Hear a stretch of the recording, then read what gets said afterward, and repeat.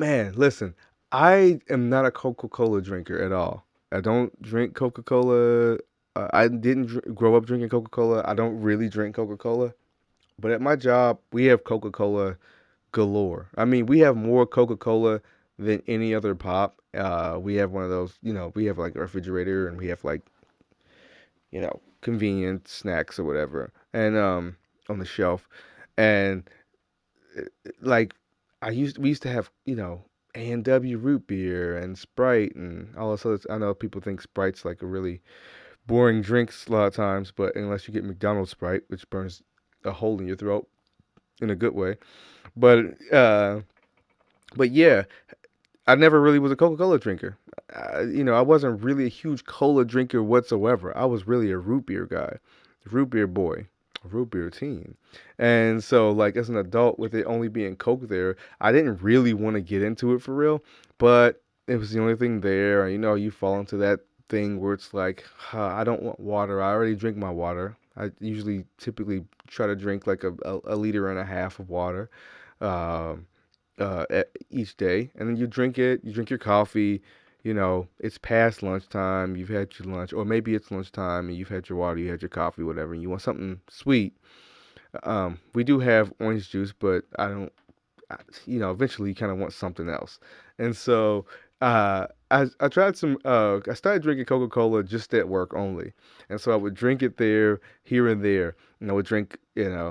At first it was like begrudgingly. It was like, oh, well, it's something that's sweet and carbo. Yeah, I was about to say carbohydrate, carbonated, something carbonated, and you're like, oh, this is all right. This is all right. It's tolerable. Eventually, I started drinking it more and more just at work only. But like it went from like once a week to maybe three times a week max. And one day I was eating some candy, or maybe it was a pastry. I think it was a pastry, and I was eating a pastry, and it was like extremely sweet, like caramel and chocolate and all this other type of stuff. And it was like probably sprinkles or whatever.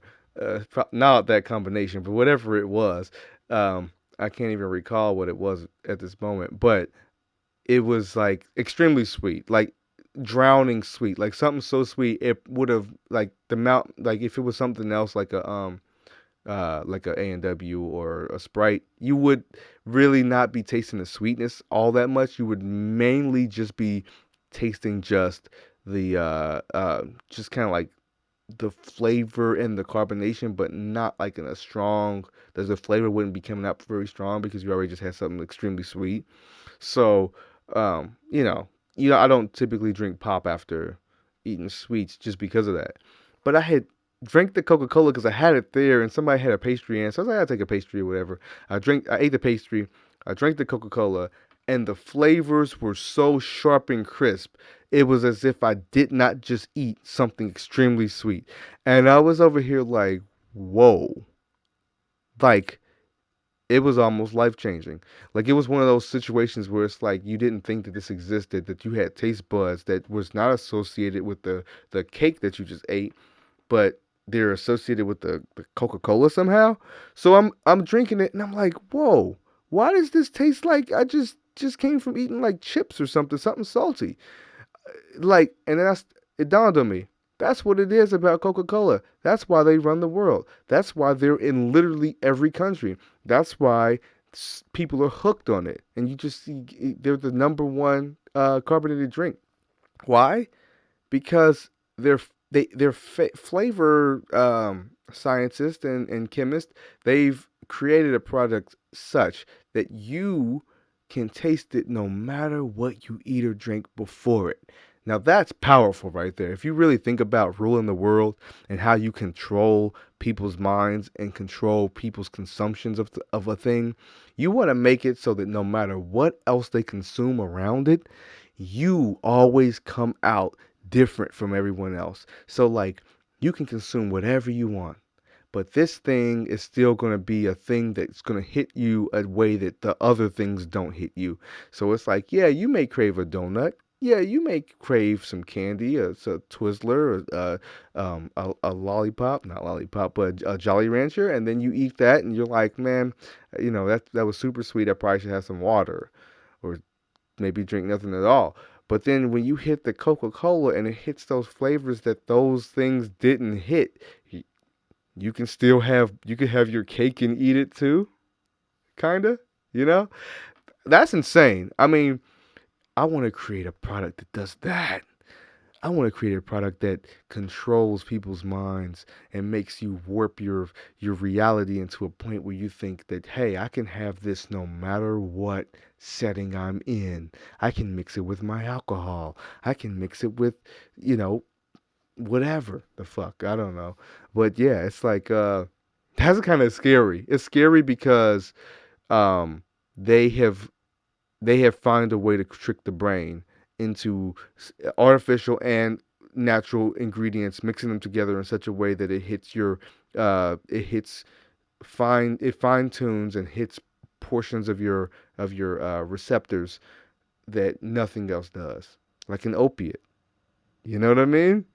They made an opiate version of something that's not an opiate, or a non-opiate version of something that's an opiate. Yeah, a non-opiate version of something because it used to be Coca Cola. Coca Cola used to have cocaine in it. So now you're looking at a situation where you're like, hey, this is almost like an opiate because it hits those. I'm not addicted to opiates, but it hits something inside of me and makes my mood boost without a drug, but it's kind of like a drug because if you become addicted to it, it's drug like, it's drug ish. That's kind of just like rule the world stuff right there. That's the stuff that no one really talks about how much Coca Cola controls. You know, they talk about like how much water it uses or whatever, but they don't really talk about how like it really just and I mean we've had like documentaries on it and stuff like that, you know, Super Size Me, whatever, where it talks about like how these food companies control what you eat and consume due to they figure out the receptors in your brain and this and the other or whatever. But I think Coca-Cola has everyone else beat. Like even McDonald's, like I think they even have McDonald's beat because just the fact that the sole fact that they have one product and everybody eats the same thing. Even McDonald's has to like change and alter their recipe here and there, just to get just to satisfy the market that they're in. But Coca Cola, every single time they come out to a new culture or a new country, all they do is they rebrand it, and it's the same formula with the same product, and it hooks you. It hooks it hooked Mexico. It's hooking all uh, um, Tokyo, Japan. It hooks people around the world, and that's just wow. That's insane, man. It's kind of crazy that that's a thing, and also um, I respect it. I respect something that can control you so much like that without it being considered a registered drug. That's kind of just wild, man. You got to think, you got to kudos. Kudos to you, Coca-Cola. Good job.